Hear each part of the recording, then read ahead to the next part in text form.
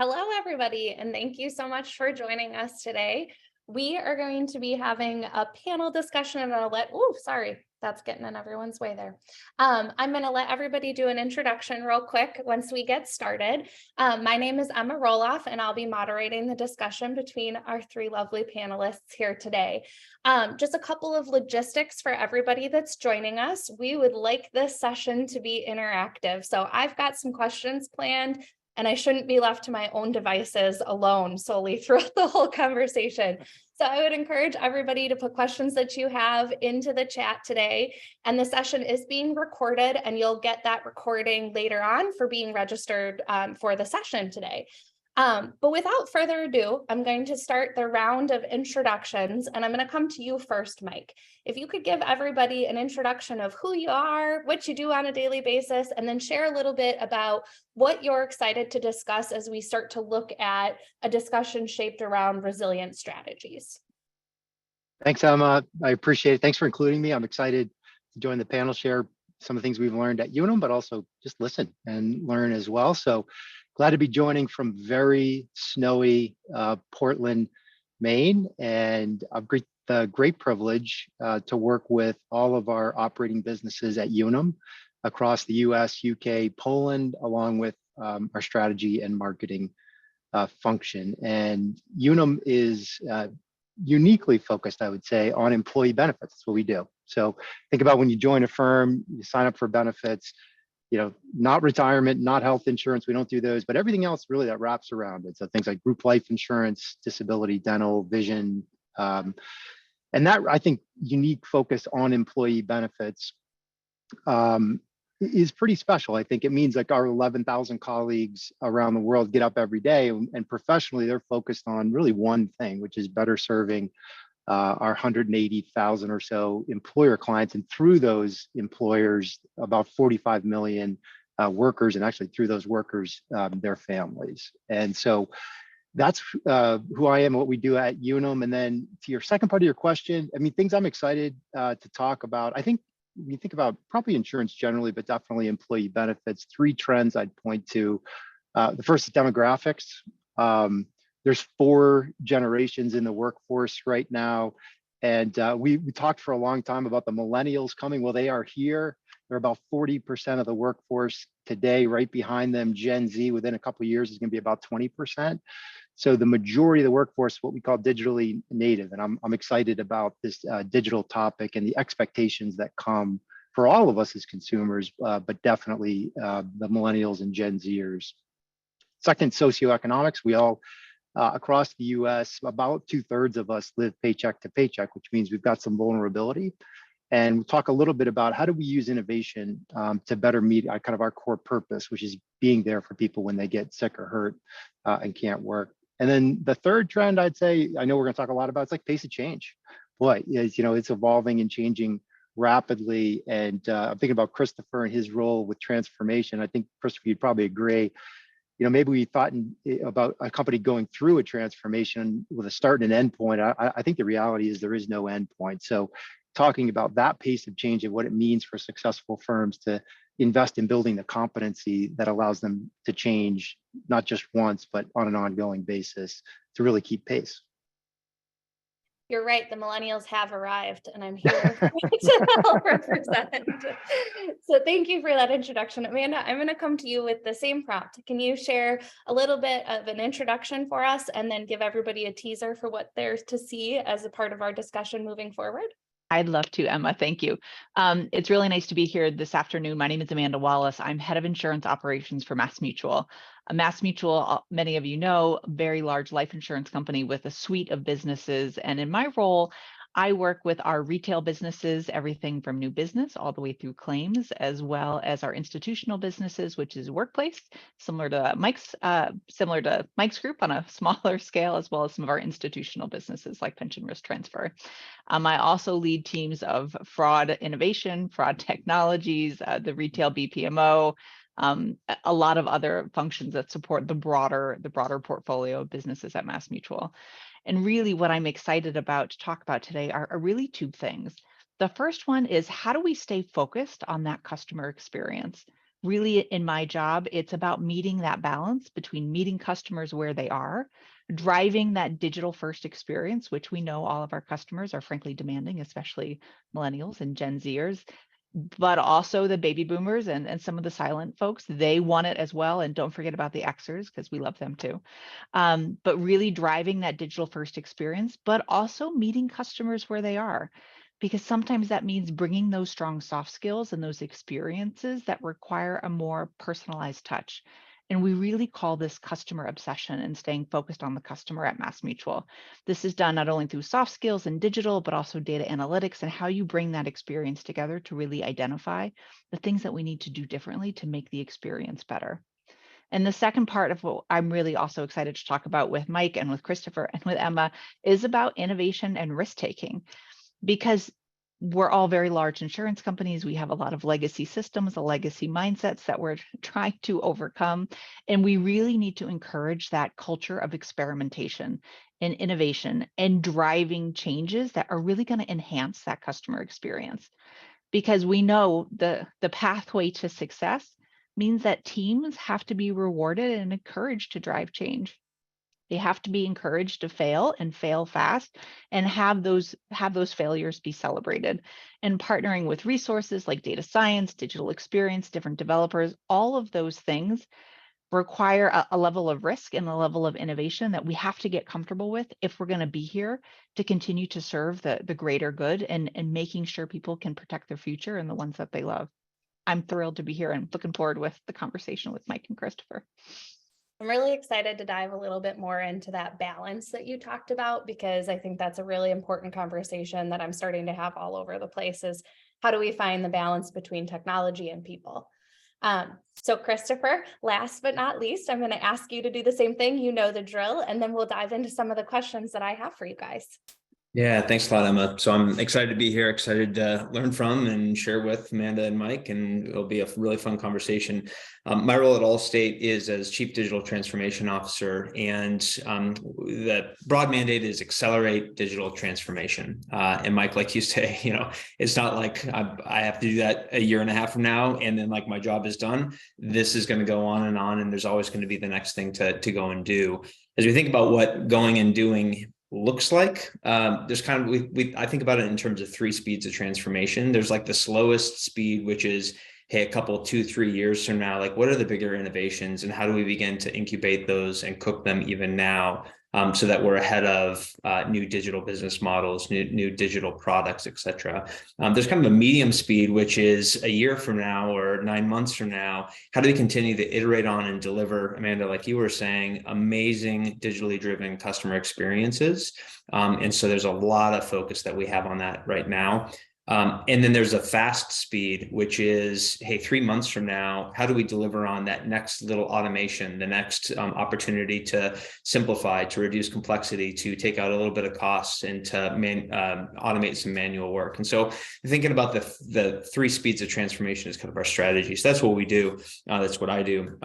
The 2 things I'm excited to share about and talk about a bit. One, Allstate's auto and home insurer. I think most people are pretty familiar with, Mayhem and our brand and what we do out there. That's the good news. The bad news is that there's only so many houses and there's only so many cars. And, so our growth and success in the market requires capturing market share, and it's not like a growing pine. So therefore, we have to deliver on amazing experiences. And so similar, Amanda, to your theme, the question is like, how are you where the customer wants to be? How are you ahead of that? How do we, for Allstate, pivot from being a reactive protection company to a predictive prevention company?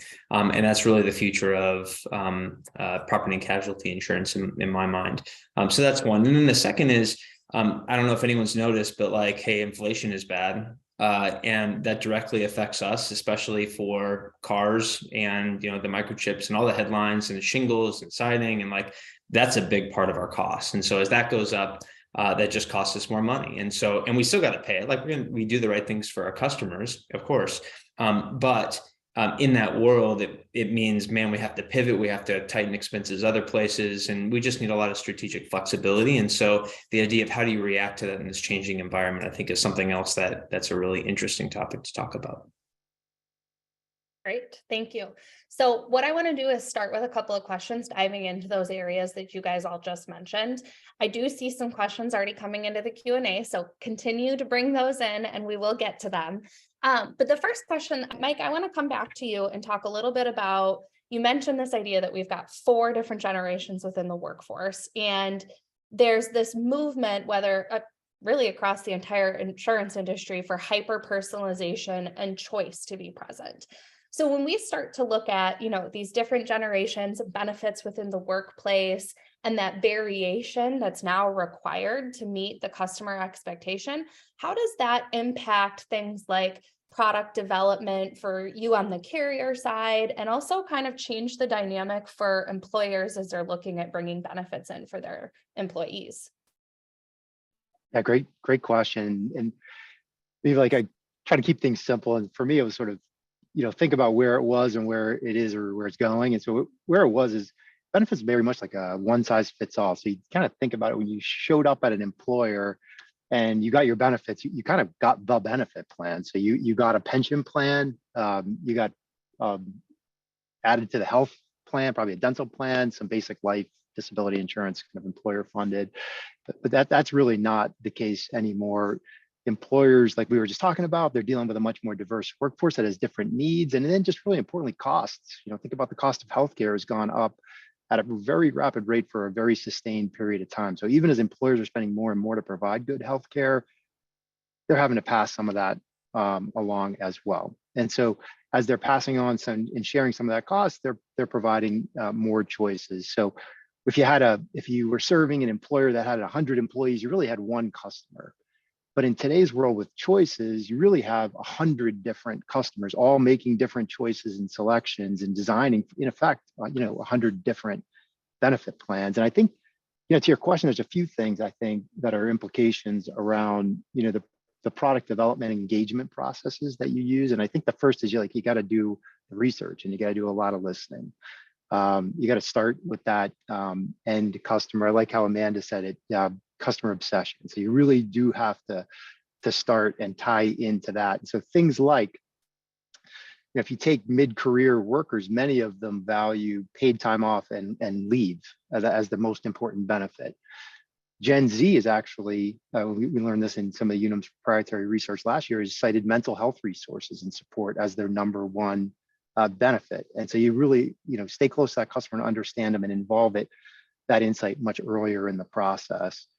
So that's number one. Number two, a big one is we in insurance will often design around what we think the need is, and then we'll go and have our actuaries price it. We'll listen a lot to our distributors, our agents, our brokers about what they want to sell, and then we'll go price it. And I think in a consumer-oriented world, you almost need to flip that and say, what are the price points that people can afford? And then the money that they want to spend for this kind of protection. And then how do I design an offering that's going to deliver the max amount of value? So that would be a second one, design around price points, involve your pricing folks earlier in the process. And the last one is in insurance, I think we think a lot more like traditional economics, kind of assuming people are rational decision makers. The reality is we're not that rational. So thinking about behavioral economics is a big thing that we've spent a lot of time in. So just kind of basic things like choice is really important, but not too much choice. You need to limit the choice because too much choice leads to people getting a little bit paralyzed. They would rather not make a decision than to make a poor decision. Things like opting in is a tougher actual outcome than opting out. So if you pre-select choices for folks, for consumers like them, that's been a big win. You see that in the retirement space quite a bit. So those I think are some of the things that are implications of this kind of hyper personalization in benefits. Can I feed a question back in, Mike, just from my own kind of lens from the P&C world? So for us, hyper personalization, the easiest place to go is also with pricing and rate plans, and then the coverages of you need more or less than this for your house because you're different than the next person that you live next to or whatever. But where the industry is going, where we're going, have been and continue to go, is around usage-based insurance. And so this is just the idea of you don't pay to insure your car and everything that you're going to drive for the next month. You pay per mile. That kind of an idea. How do you apply that same kind of a concept in the benefits world? Or maybe Amanda, also for you. Yeah, I mean, I think some of it's like, I like your two or three speeds. Like the first speed for us has been, thinking about pricing around the behaviors and the risks. So if you've got people that are living a healthier lifestyle, then you can deliver more competitive pricing to them. And as that changes over time, as their kind of health profile improves, you can get to better outcomes. Over time, I think the Internet of Things and wearables start to present some interesting opportunities. I know in auto insurance, that's been a big one, a huge win for me. I have 4 boys. As they all got their driver's license, was installing the little thing that I was like, okay, just so you know, we are all watching whether you come to a complete stop and how you speed through school zone. So yeah, I think that's a really good example. And it's pretty exciting when you think about what the possibilities might be. And I think it's just getting started. Like it's like the industry itself, we're just starting to unlock that potential. Obviously, Mass Mutual is not in the P&C space, but you think about the life insurance space, not to be used in the underwriting process. But if you think about clients who you have, policyholders, there's all sorts of things that we're starting to see and experiment with helping them lead healthier lives, helping them lead longer lives, and really giving the consumer access to their own data around different programs, different genetic profiles, like different things that we can offer them as a service and as a benefit, not to be used in pricing because, that's not the way we do things. But also, in addition to that, in addition to looking at the wealth management perspective and really helping clients see across their whole portfolio, because a lot of us are looking at it from P&C place, from a workplace view, or from a retail insurance view, but really helping that client look across all of their holdings and across all of their protection solutions, and helping them with people like you tend to need X, people like you need to think about X, Y, and Z, and helping them think beyond just the individual solution that they have in front of them. And with the integration of data science, with the integration of all these new wearable technologies, I think we're just getting started to really take a look at what we can really offer them and help them become their healthiest, best person and be financially well positioned. Christopher, how about you? Yeah. Yeah, I mean, I think for us, we're like heavily investing in telematics, which is this idea of like wearables for your car. All right. Home telematics is another big topic and you see already, water detection and how do you alert with, smoke alarm in the connected home and that whole thing. But I think, yeah, it comes back to how to use data to understand the person better. So that, like I was saying before, you're less like react and, respond to something and more predict and prevent. And I think that's what's really going to add value from insurance, whether it's P&C or life or benefits or whatever in the future is, knowing our customers better than they know themselves so that we can help protect them so that they can live better lives. So Amanda, I want to come to you and I'm going to kind of like ask both you and Christopher a question around this idea of that customer obsession that you mentioned. But during your introduction, you also brought up this idea of soft skills and how important that is. And I teased to everybody that this is a topic I'm really interested in. So can you talk a little bit more about that balance between that digital first experience that we all are hearing so much about and we know we need to bring forward? Has that changed how you guys focus on those soft skills within your team? And just talk a little bit more about that idea. Yeah, so think about it this way. Before COVID hit, when I had first started as in my role as head of operations, less than 10% of our customer requests were enabled digitally. Thanks to COVID, the only good thing to come out of COVID, maybe, we've all really accelerated that digital first experience, so much so that I was at 10%. Now I'm at over 75% of my customer experiences are done digitally, which is pretty great for a large life insurer with a lot of systems and complications in the back end. That's driven really by customer demand, the world of working remotely. It's really made us pivot to enable more and more transactions digitally and requests from clients. But what that means is, as we've done all of this great work, and it's been really well received by clients, really well received by advisors, there are things that don't fit. There are things that can't be done digitally because it's super complex, or there's advice, or it's one of those moments of truth that you don't want done digitally, that you want done with a person. which means you've got to balance and make sure that while you're driving digitally and you're changing your workforce, you're building a team that can really handle those really intricate, really complex situations that require that personal touch. So there's that business dynamic. And then you add in the complexity of having a remote workforce, because let's be real, COVID has changed the workforce. Workforces are shifting. We are largely remote, especially in our call centers, because that's the competitive dynamic that we're all working with, which has required us to make a ton of changes on how we train, how we build culture, how we build customer obsession, because they're not down the hall anymore. We've got call center folks kind of across the country in their homes, and it requires us to change the way we lead, change the way we build teams, and change the way we reward our team. We measure everything down to the customer level. So calls that are coming in, they're getting rated. How is it going? Is it going well? Customer sentiment scores, things like customer surveys. Like, we're tying all of this data back to individuals and teams to really reward great service, reward that customer obsession.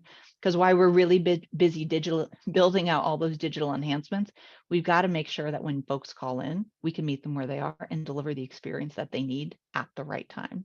It is a balance. I don't know, Christopher, if you've been seeing the same thing with your team.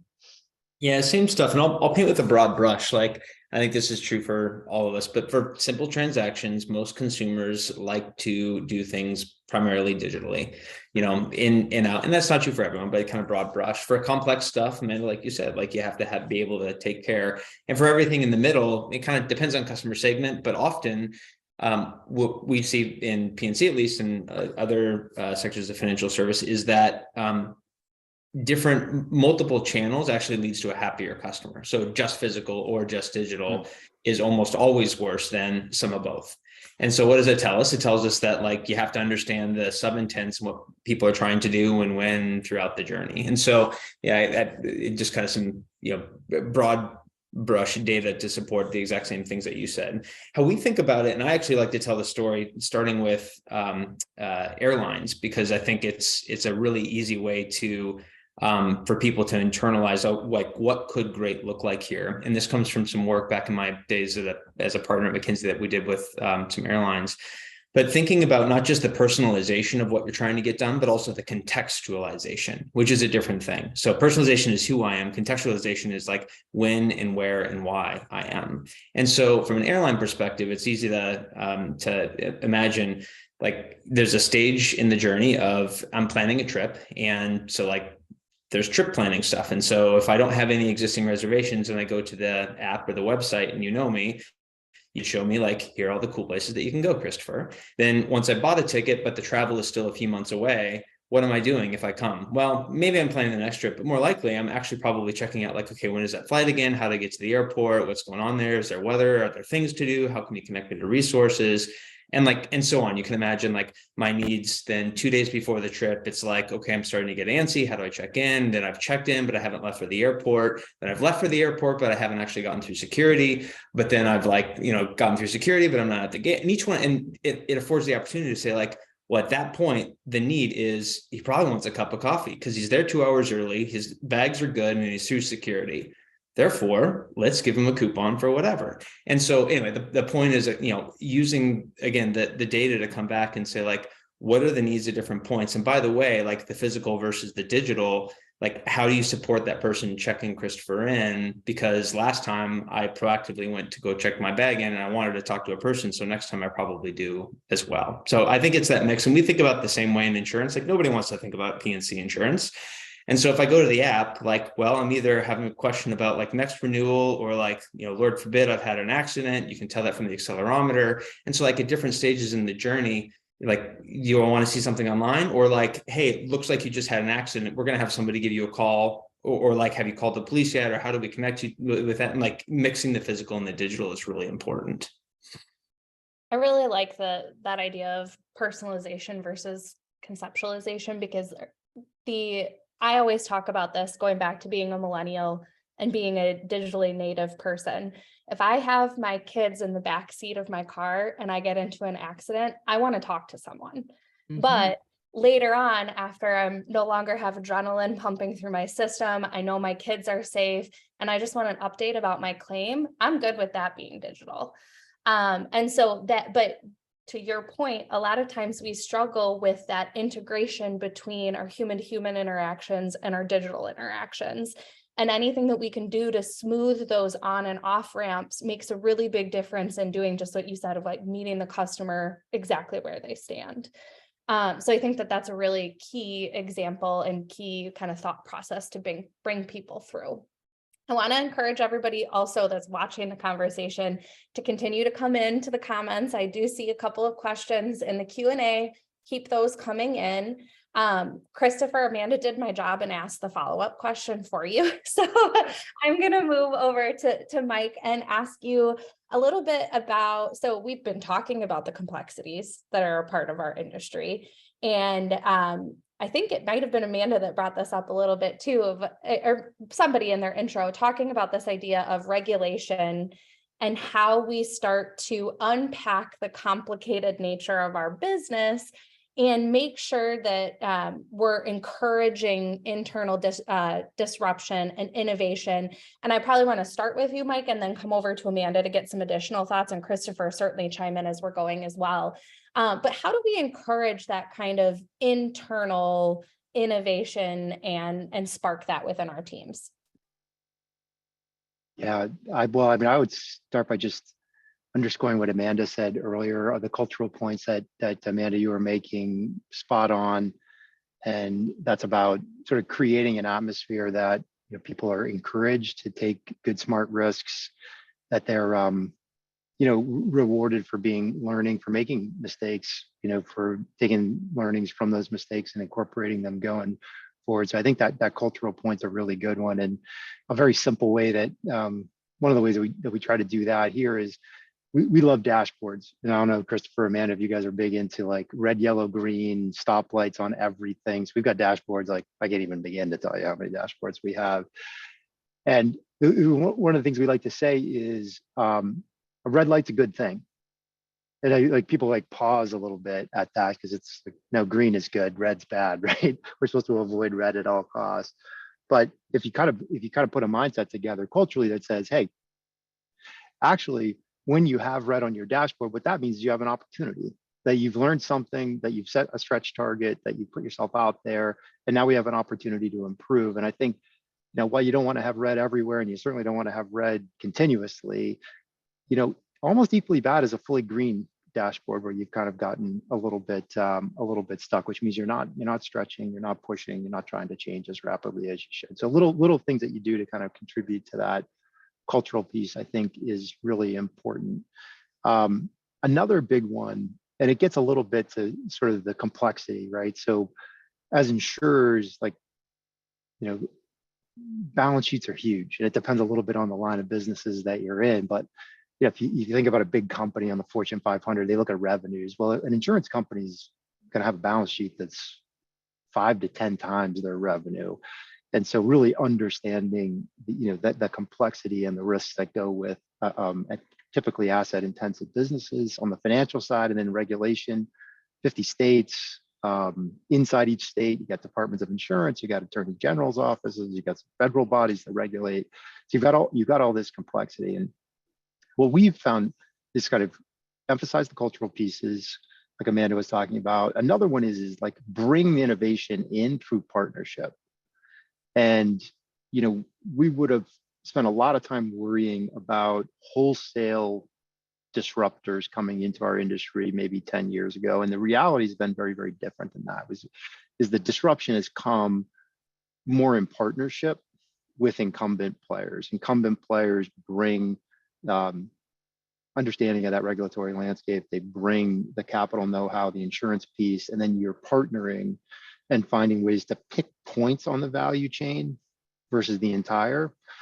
And so, for instance, we'll always have 8, 10, 12 proof of concepts going where we're picking parts of our claim process or our pricing and underwriting or, our acquisition journey, and using these partnerships to really spur growth. And so those partners bring not only great tools from a transformation point of view, but they also bring a mindset around moving quickly, fail fast, and learn.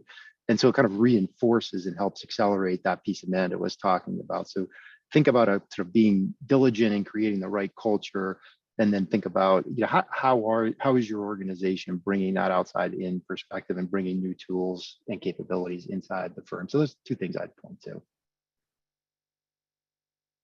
going to say real quick, Amanda, before you start, because I want to come back to talking through this with you as well, but there is a question that I think feathers really well into what you just said, Mike, from the audience. And I want to open this up to all three of you, but the question is, you know, when and where do you choose to bring in those external partners versus trying to manage things internally? And you had just brought up this idea of helping bring in partners to kind of spur some of that innovation. And I don't know if any of you guys have thoughts on when you opt for internal development versus external partners coming in. And then Amanda, I want to come back to you and get your thoughts on this as well. Yeah, I mean, I bet both Amanda and Christopher have thoughts on that. In general, it's like we're going to start with looking external versus kind of building and creating our own. And our objective is like have as broad a reach and as many tentacles out into the market as we possibly can. So a couple practical ways that we found that is private equity firms that are in our space, but more often they're in adjacent spaces to ours. And so you're going to find really innovative firms that maybe their primary use case is something that's not quite in your business, but with some creativity and brainstorming together, you figure out, you know, how that capability could really be applied to good effect inside. So looking through the investment community, there's accelerators, you know, actually now I would say not just both coasts, but really across the country. And as you know, more and more, I think dollars have gone into financial services and then into insurance, particularly P&C, Christopher, right, to start, and now they're coming into some of the commercial lines as well more aggressively. Verticals have popped up inside these accelerators focused on insured tech. So there's, you know, for firms that are interested in, there's ready-made ways to sort of get out there and start, you know, building those points of connection. I think also, Please go ahead. Thanks, Christopher. Mike, I think there's also a difference between big innovation, so big I, and little I. And when I think about big I and big innovations, I think that's where you try to disrupt it yourself. Like at MassMutual, we firmly believe in upsetting our own apple cart and being as innovative and as disruptive with our own process as possible. But that requires kind of a walled off dedicated team so they don't get mired in the day-to-day, so they can be as innovation and cage free as possible.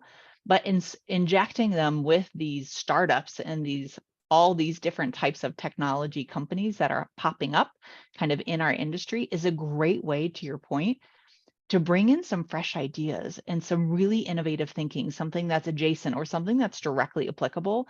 The startup community has been a fantastic partner for MassMutual. We've gotten a ton of great ideas, a ton of great product enhancements, a ton of great service enhancements that we've gotten from either acquiring them, partnering with them, as we look to really disintermediate ourselves to really stay ahead of the game and move the insurance industry forward.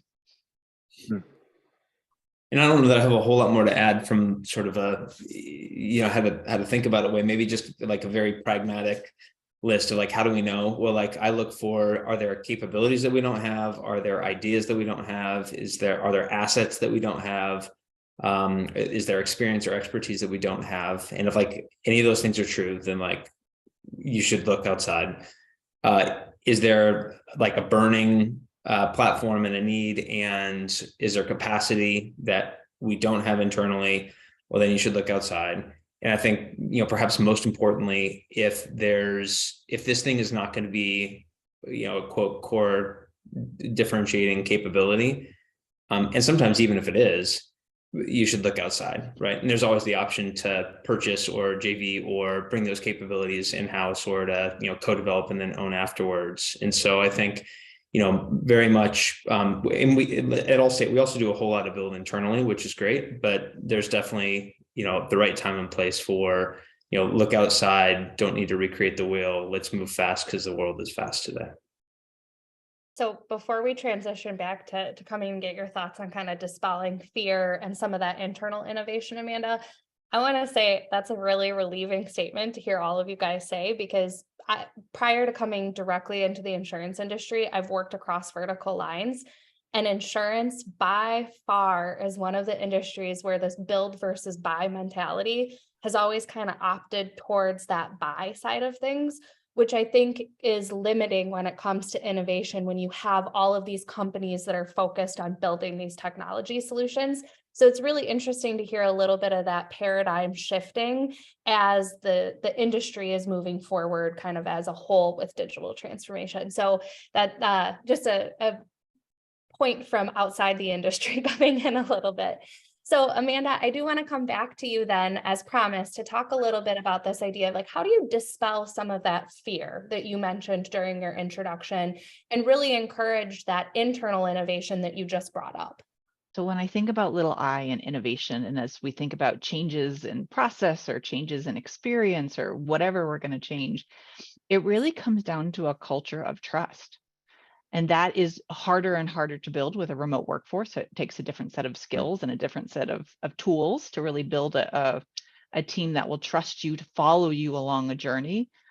But the other thing I'd say is when we think about our recognition programs kind of across the industry, what do we celebrate?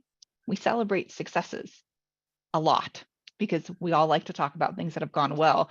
One of the things that we're doing with our team is, frankly, we're celebrating failures. And we are publicly bringing teams up that have failed and congratulating them and rewarding them, because the things that they're failing, they have amazing learnings from. Learnings that we can then take and apply to other parts of our business or other projects that we're working on. Creating a culture where people trust you enough to be celebrated for failures is really hard, and it takes a lot of time, but it's also what's enabled us to really move quickly and to fail fast. And if things aren't going well, it's okay, because those are the things that help us move forward together as a company. It's really hard to get people comfortable with celebrating failures, but I'll tell you, it's been the secret to our success, to get people feel really comfortable in taking risks and applying those learnings and being able to take on bigger projects and bigger ideas that otherwise we may not have had an appetite for. That's not everyone's cup of tea to celebrate failures, but I'll tell you, it's worked quite well for us. Hey, Amanda, that's a great point. And have you found that it's helped you get off unsuccessful projects faster, with people feeling comfortable, like, hey, we've learned the majority of what we're going to learn here. It's okay to just declare this a failure and move to the next thing? Absolutely, because they get to throw the red flag up and say, hey, XYZ, this isn't working. Do we want to try a new approach, or do we want to redirect resources? So it's allowed us to free up resources much faster. And we don't have, extended sunk costs in projects that aren't going to see it to fruition. So it's really started to change and challenge the culture at MassMutual. So it allows us to be a lot faster and a lot more nimble in terms of how we allocate resources and how we apply learnings from different projects. That's powerful. I've been using the phrase recently, structured chaos, as a way that I like how I'm trying to help folks envision like how we might do, the longer, slower speed for big I innovation, digital transformation I had talked about before. And the idea is basically, I know what you're saying, like you have to have the guardrails in place when you're going to kill something, the courage to go and do that, the dashboards, Mike, that you're talking about, of like what's red versus green, and let's celebrate the reds so you can learn from it and all that. And then at the same time saying like, okay, so like within that structure, go do whatever, and how do you, foster the idea, the art of the possible, and empower people to really come up with bold, exciting ideas. And I think, Christopher, the empower part is really important.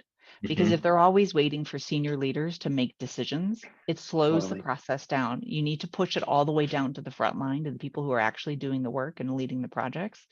So they feel empowered to throw the red flag, redirect, or change. Because we all know when we wait for senior leaders, sometimes that takes a little longer than it needs to.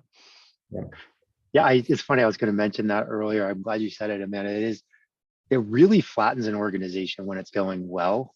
When work is happening faster, when you have a little less structure, a little more chaos. Christopher, to your points, I'm imagining I'm hoping we've got folks listening in that are in all different spots in their career and different roles within organizations. And hopefully what you're taking from some of this dialogue is that organizations have a sincere interest in changing things and moving more quickly. And to the extent that you are willing to invest yourself, learn more about what's happening outside the firm, take what you know about what's happening inside the firm, push, really interesting ideas forward. There's whole jumps, in terms of the level and the quality of the impact you can have, I think, much earlier in your career. So to me, that's very, that's really exciting. I think just to make it as plain as possible, all of you guys are talking about how important the culture and the leadership influence on this idea of innovation is. And I think that is something that sometimes we lose sight of when we're focused exclusively on technology.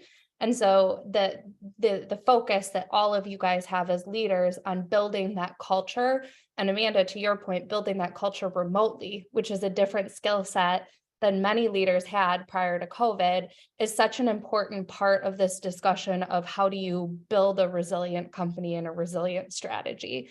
So I really like that's clearly a focus for all three of you guys as we're having this discussion.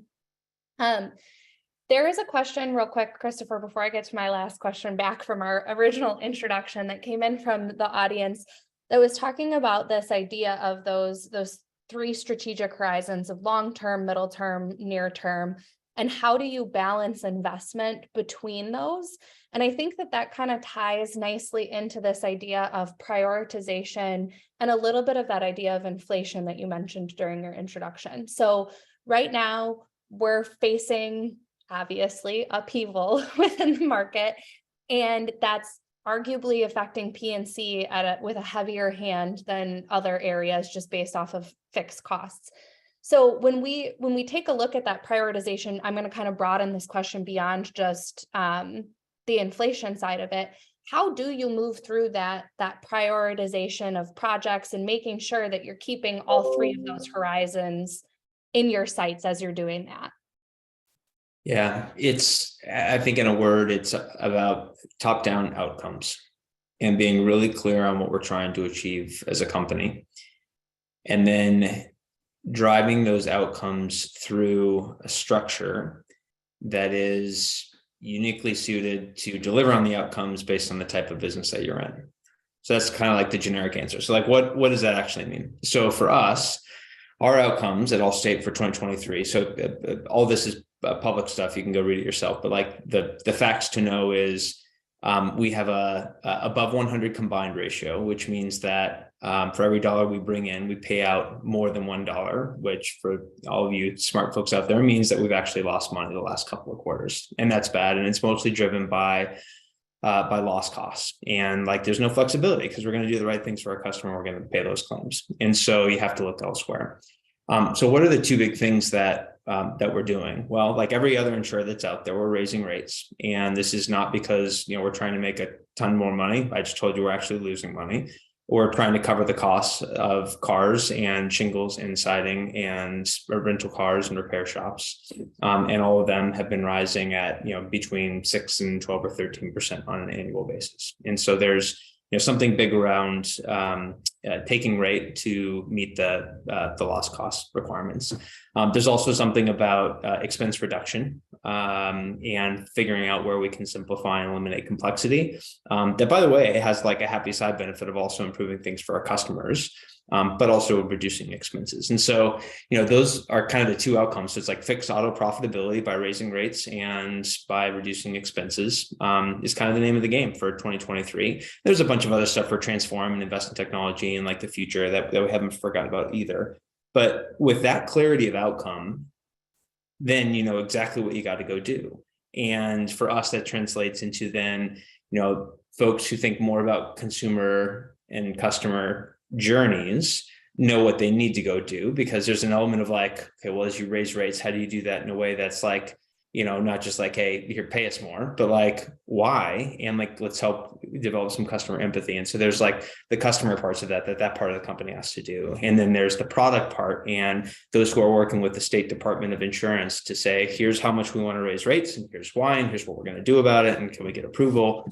And so that part of the company knows what to do. And you move into technology, and then they have to build out like, okay, what files do we need to submit to the states, and how do we create the customer experiences? And like all from those outcomes ladder down. And we've spent a lot of time thinking about not just org structure by org structure, like who does what and what are their goals, but like what are the overall enterprise goals, and then how does each part of the organization support those goals, less with like well, I got to meet my goals, I don't care about them, but rather we're only successful if we fix these enterprise problems and meet these enterprise goals. So I think back to the word, outcomes, it's about like being crystal clear on what those are, and not doing work and kind of having the boldness, Amanda, that you were saying before, of like, we're not going to do work that doesn't ladder up to those outcomes. And so it's not easy, but it provides a clear rubric for saying, okay, well, we were going to do 18 things. Now, you know what? Hey, 7 of those don't make sense anymore. And 3 of the remaining 11 are actually higher priority than we thought. So move those up and let's focus on those. And that's what creates strategic clarity, creates operational flexibility. So Mike and Amanda, I do want to open up a little bit. Obviously, inflation is not only affecting P&C. So I'd love to understand from your guys' perspective if that has changed prioritization the same way with that strategic clarity towards those goals, and if it's impacted the benefits and life side in the same capacity. You want to go, Amanda? Oh, sure. We're trying to figure out who's going first here. I know, I was watching that. So, it's interesting because from my perspective, I see a lot of consumer behavior.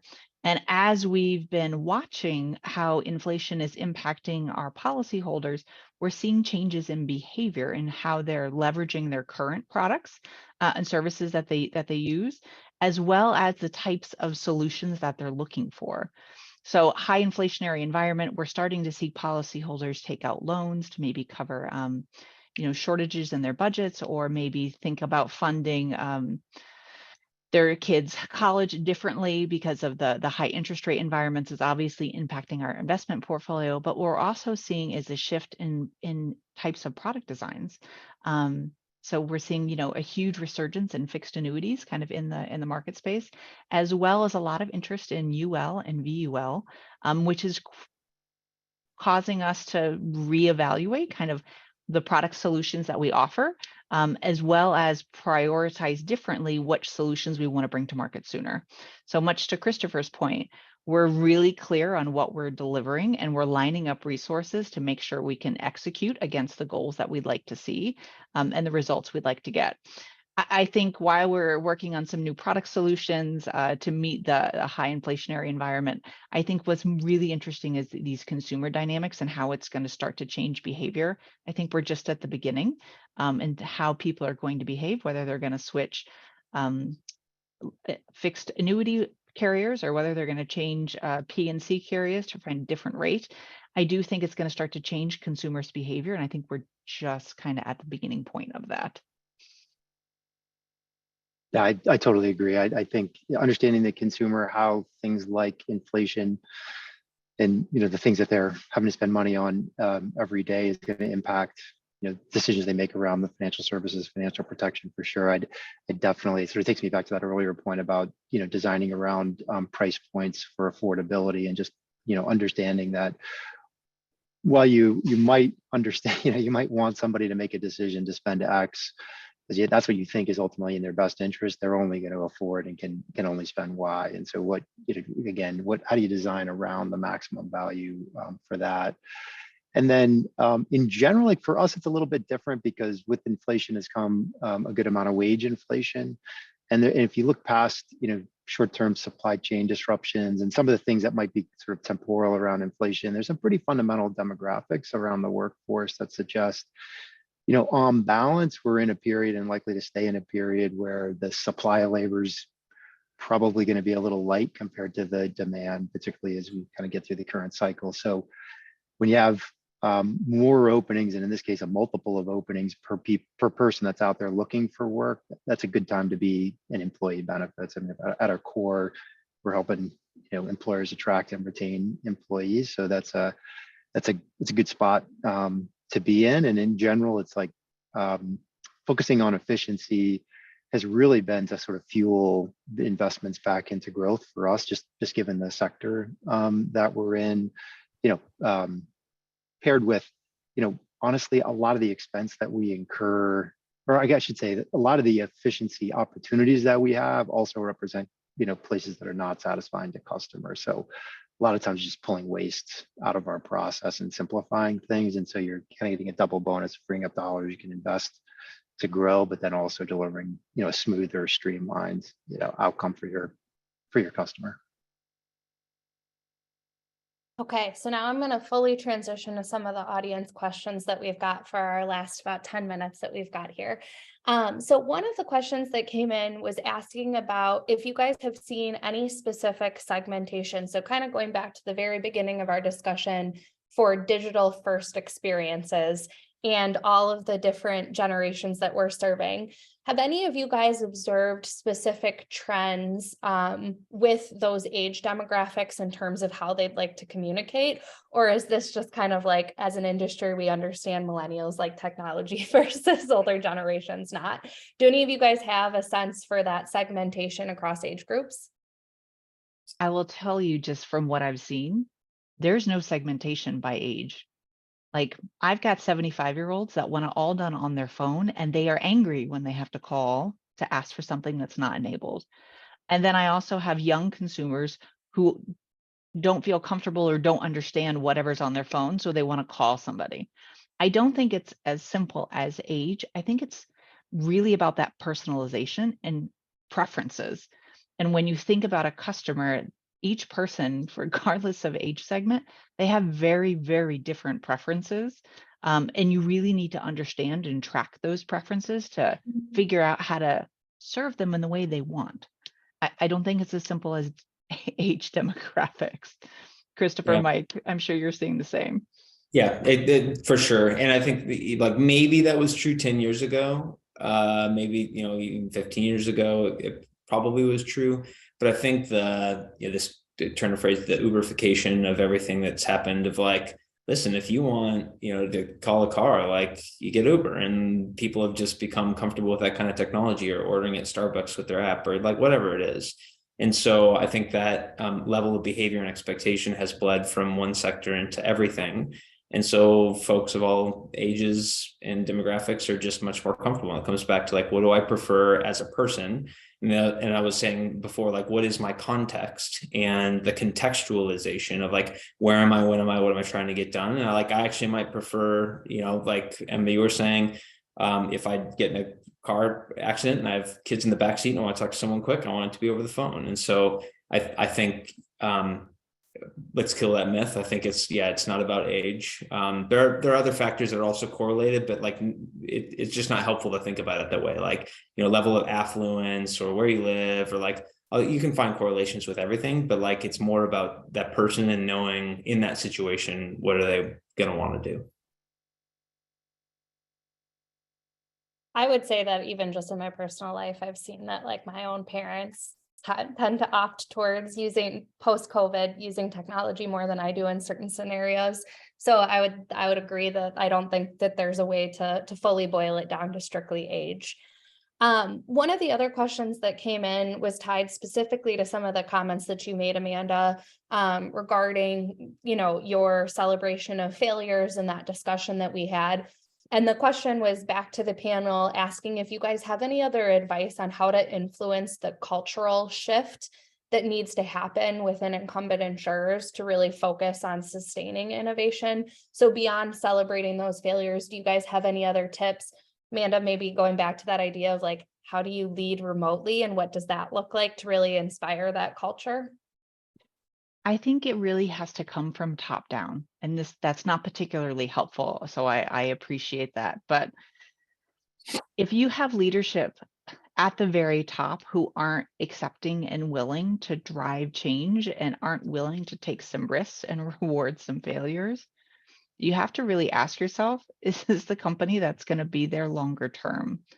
So really, I would say encourage your senior leaders to really think about how they build that culture of risk-taking and innovation within the firm.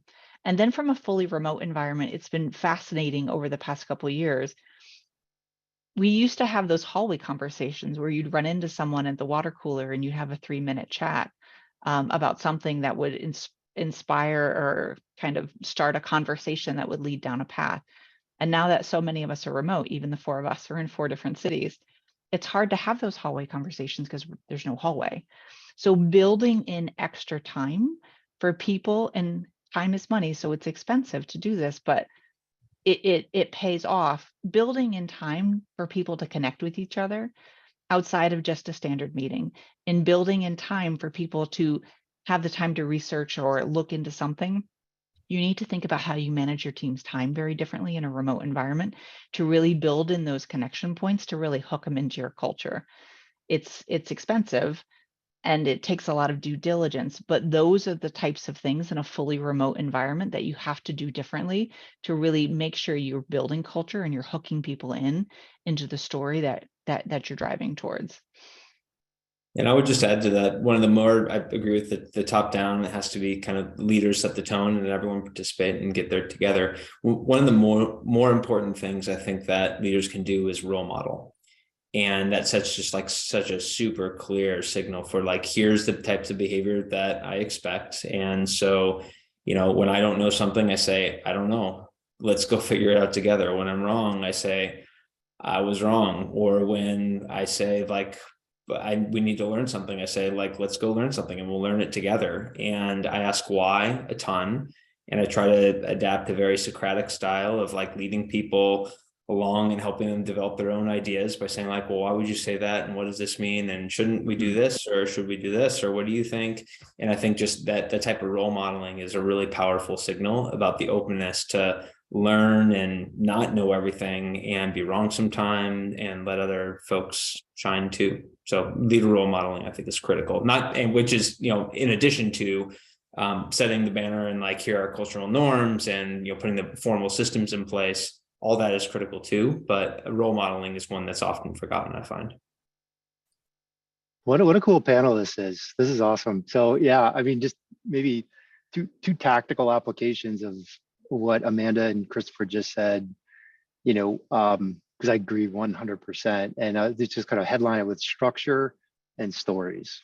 And what I mean by that is the structure, it's super tactical, but for me, it's been super helpful. So, lean is a really important management philosophy here. And I know it is in a lot of other places. And there's a concept of leader standard work.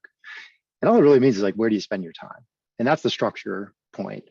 And so recently, actually, again, went back and just actually pulled my calendar and looked at where I was spending my time and how much of that time was allocated to what Amanda was talking about, which is, being deliberate about those points of intersection with various folks that are working on things that are important to the firm, that are learning things that maybe have gone through a difficult stretch, whatever it might be. So if being deliberate around building that culture is really important to you, just look at your time and are you putting aside the time to be able to do that? And then the stories, to Christopher's point about role modeling, 100% agree. And so a good example is if failure is important to you, how often do you tell stories about where you failed and what you've learned from it? And if you're struggling to come up with good recent examples, you're probably asking people to do things that you're yourself not doing. And so, taking advantage of opportunities when you're, with employees, with partners, to tell the stories, big and little, about mistakes that you made and what you've learned along the way. I think that, you can kind of feel everybody take a little bit of a deep breath and then exhale. And it's like, okay, these are real people. And this is the kind of environment we actually do want to create here. I agree, Mike. This was a great panel. And I feel like I took down a number of notes from each one of you as we were going through the discussion. I don't think I'm going to have time to open up a can of worms for a whole nother question here in 1 minute. So I want to just take a moment to thank each one of you for your time, and for Reuters for letting me host the event and having all of us come together for the discussion. And then also for everybody who joined us during the webinar live here and engaged by asking questions. And as a reminder, everybody will get a recording of this session as well. But thank you, each one of you, for joining me, and have a wonderful day, everyone. Thanks so much. Thanks, Emma. Bye-bye.